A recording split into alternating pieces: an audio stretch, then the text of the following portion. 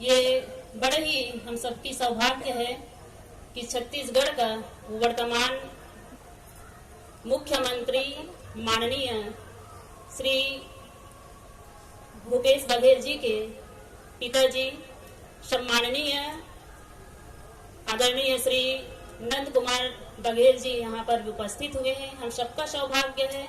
मैंने आपको YouTube में देखी थी कि जब उत्तर प्रदेश का चुनाव हो रहा था, उसमें आपने ब्राह्मणवाद पर बहुत ही सुंदर अपना विचार दिए थे।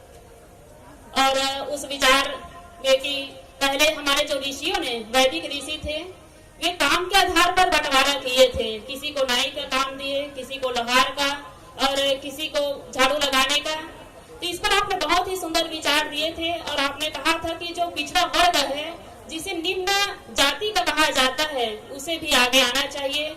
उसके लिए आपने बहुत ही सुंदर भाषण आपने दिया और ये हम सबका सौभाग्य कि आप हमारे मंच में आए हुए हैं, आप हम सबको सुन रहे हैं। और ये सबसे बड़ा हमारा ये छत्तीसगढ़ का सौभाग्य है कि आपने बघेल जी जैसे एक सपूत को हमें दिया है। ये हम सबका सौभाग्य कि वे हमारे छत्तीसगढ़ राज्य के लिए बहुत ही सुंदर वे काम कर रहे हैं, बहुत ही सराहनीय काम कर रहे हैं। और खास करके उन्होंने किसानों के लिए, हमारे किसान भाई आज बहुत खुश है।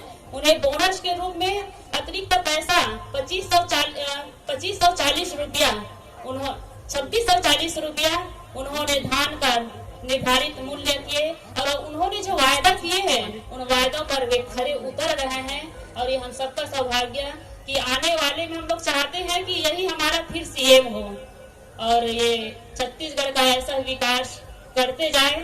और हमारे श्री कबीर ब्रह्मचारी आश्रम कोटियाडीह से आदरणीय पिताजी को हम बहुत ही साधुवाद देते हैं और उनका हमारे ऊपर भी आपका आशीर्वाद बना रहे।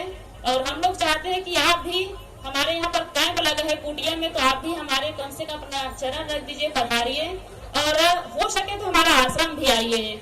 आपका वक्तव्य, आपका विचार जो मनुष्यों के लिए और मानव जाति के लिए आप बहुत ही खरे विचारक हैं, इतना स्पष्ट विचारक और बहुत ही खरे आप बात कहते हैं जो लोगों को चुभती है।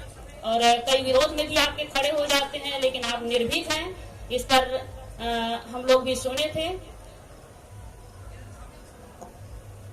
यहीं पर हम लोगों को तो 1:30 बजे का टाइम दिया था, हमारा समय समाप्त होता है।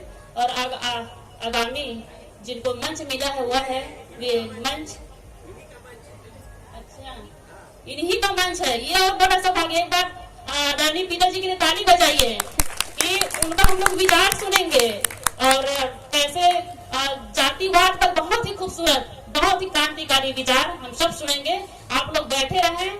और कैसे जातिवाद पर लोग जो है शोषण करते हैं मनुष्यों की, और हम बड़ी जाति, ये छोटी जाति, और जातियों के ऊपर कैसे उनका शोषण किया जाता है, कैसे उनको हे दृष्टि से देखा जाता है, इन पर बहुत ही खूबसूरत विचार। और वो विचार हम सुनेंगे तो हमें सदगुरु कबीर साहब की याद आती है, भगवान बुद्ध की याद आती है कि कैसे उन्होंने जातिवाद पर करारा चोट दिए थे। तो हम लोग सुनेंगे। बोलिए सदगुरु कबीर साहब की जय।